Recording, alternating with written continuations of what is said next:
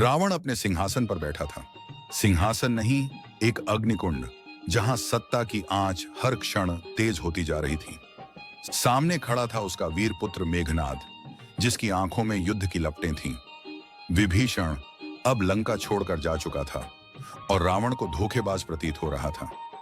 अंगद वानर राजबाली का पुत्र अभी अभी गुस्से में सभा से निकला था।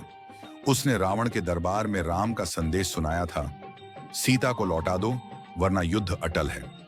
अगर आपने मेरे चैनल को अभी तक सब्सक्राइब नहीं किया है तो सब्सक्राइब कर लें, पोस्ट को लाइक कर लें। ज्यादा देरी ना करते हुए विषय को आगे बढ़ाते हैं। रावण की भौहें तनी थीं। उसने अंगद की चुनौती को अपमान माना और उसकी बातों को दरकिनार करते हुए गरज उठा, अब युद्ध ही होगा, सीता मेरी है और लंका में ही रहेगी। इसी के साथ लंका में युद्ध की घोषणा कर दी गई। नगाड़े बज उठे, सैनिकों को तैयार रहने का आदेश मिल गया और रावण की समूची सेना, राक्षसों, मंत्रियों और योद्धाओं ने कमर कस ली। लंका की गलियों में रणभेरी गूंज उठी। उधर राम भी शांत लेकिन अडिग खड़े थे। समुद्र के पार वानर सेना ने लंका का दृश्य देख लिया था। राम ने सागर देवता से विनम्र प्रार्थना की, लेकिन जब उत्तर नहीं मिला तो उन्होंने धनुष उठाया और एक तीव्र बाण से समुद्र में हलचल मचा दी। तभी समुद्र प्रकट हुए और मार्ग देने का वचन दिया। नल और नील वानर अभियंता समुद्र पर पत्थरों का पुल बनाते गए और सारी वानर सेना पुल पार कर लंका की सीमा में प्रवेश कर गई। लक्ष्मण की आंखों में क्रोध था और हनुमान जी की पूंछ थरथरा रही थी, मानो युद्ध की आहट को महसूस कर रही हो। जामवंत वृद्ध लेकिन चतुर योद्धा सैनिकों को रणनीति समझा रहे थे। सुग्रीव अपने कुल के साथ अग्नि की तरह तड़प रहा था, अपने राजा के अपमान का प्रतिशोध लेने के लिए। युद्ध भूमि तैयार थी। उधर रावण ने अपनी विशाल सभा बुलाई और उसने गरजते हुए कहा, मेरे वीरों, ये साधु वेश में छिपे हुए वनवासी हमारी लंका तक आ पहुंचे हैं। ये हमारा अपमान है। अब हम उन्हें लंका से नहीं, इस संसार से मिटा देंगे। सभा में कई राक्षस गरजे। कुंभकर्ण की नींद तोड़ी गई। वह भारी देह लेकर उठा, आंखें मलते हुए बोला, भाई, युद्ध का समय है तो मेरा काम है युद्ध करना। मेघनाद, जो इंद्रजित के नाम से प्रसिद्ध था, उसने कहा, पिता, आप चिंता न करें, मैंने इंद्र को पराजित किया है। राम और लक्ष्मण मेरे लिए बालक हैं। वह यज्ञ की तैयारी में लग गया जिससे वह मायावी शक्ति प्राप्त कर सके। निकुंभिला नामक स्थान पर उसने तप शुरू किया और लंका की रक्षा के लिए अनेक योद्धा मोर्चे पर लगाए गए। रावण की सेना में निकुंभ, प्रहस्त, दुर्मुख, अतिकाय, अक्षय कुमार जैसे बलशाली योद्धा थे। सभी को लंका के चारों ओर तैनात किया गया। तोरण द्वारों पर बड़े बड़े राक्षसों को नियुक्त किया गया और पूरी लंका को एक किले में बदल दिया गया। सीता अशोक वाटिका में बैठी थी, लेकिन उन्होंने आकाश में उड़ते वानरों को देख लिया था। उनका हृदय एक नई आशा से भर गया।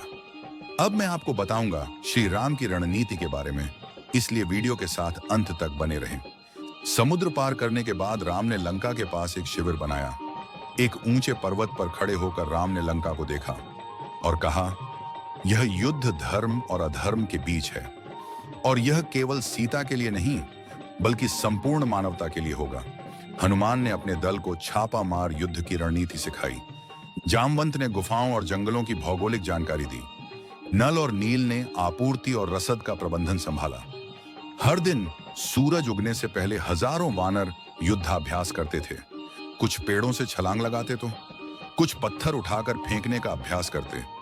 राम ने लक्ष्मण को आदेश दिया कि वह सेना को 4 भागों में बांट दें, पूर्व, पश्चिम, उत्तर और दक्षिण। हर भाग में एक प्रमुख योद्धा को नियुक्त किया गया। अंगद, हनुमान, नल और सुग्रीव इन दलों का नेतृत्व कर रहे थे। राम ने लक्ष्मण से कहा, युद्ध में विजय केवल बल से नहीं, नीति से भी मिलती है। एक रात रामचंद्रमा की शीतल छाया में बैठे थे। हनुमान ने पूछा, प्रभु, आप इतने शांत क्यों हैं? युद्ध तो कल है। राम ने मुस्कुराते हुए उत्तर दिया, क्योंकि मुझे विश्वास है कि धर्म की विजय निश्चित है और जब विश्वास दृढ़ हो तो हृदय भय रहित होता है। उसी रात विभीषण राम से मिलने आए। उन्होंने लंका की सेना की आंतरिक जानकारी दी। कौन रथ पर है, कौन गुप्त मार्ग है, रावण की कमजोरियां क्या हैं। राम ने विभीषण को गले लगाते हुए कहा, तुमने धर्म का साथ दिया है, लंका के भविष्य में तुम्हारा स्थान तय है। अब मैं आपको बताऊंगा लंका की युद्ध पूर्व की रात में रावण और मंदोदरी का संवाद। रावण अपने महल में बैठा था। मंदोदरी ने उसे समझाया, स्वामी, सीता को लौटा दीजिए, यह युद्ध सबका विनाश करेगा। रावण ने गहरी सांस ली। मैं रावण हूं, त्रैलोक्य विजेता, क्या मैं एक मानव से डरूं? मंदोदरी की आंखें भर आईं। राम केवल मानव नहीं हैं, वे धर्म की प्रतीक हैं। अगर आपने सीता को नहीं लौटाया तो इतिहास आपको एक विलेन के रूप में याद करेगा। रावण ने कोई उत्तर नहीं दिया, लेकिन उसकी आंखों में पहली बार संशय झलकने लगा। अब मैं आपको बताता हूं महायुद्ध की सुबह का हाल। अगले दिन सुबह सूर्य जैसे ही उदित हुआ, लंका की भूमि कांप उठी, नगाड़े बज उठे, शंख गूंजे। राम ने धनुष उठाया, कोदंड, जो हजारों वर्षों से तप से सिद्ध हुआ था। वानर सेना युद्ध के लिए तैयार थी। वे वृक्षों, पत्थरों, गुफाओं से निकलकर युद्ध भूमि की ओर बढ़े। उनके मुख पर एक ही नारा था, जय श्री राम। लंका की ओर से भी रथों की गड़गड़ाहट सुनाई दी। हजारों राक्षसों ने रणभूमि में प्रवेश किया। काले मेघों जैसे घनघोर, भयंकर मुखों वाले वे योद्धा रक्त की प्यासी दृष्टि से राम की सेना की ओर देख रहे थे।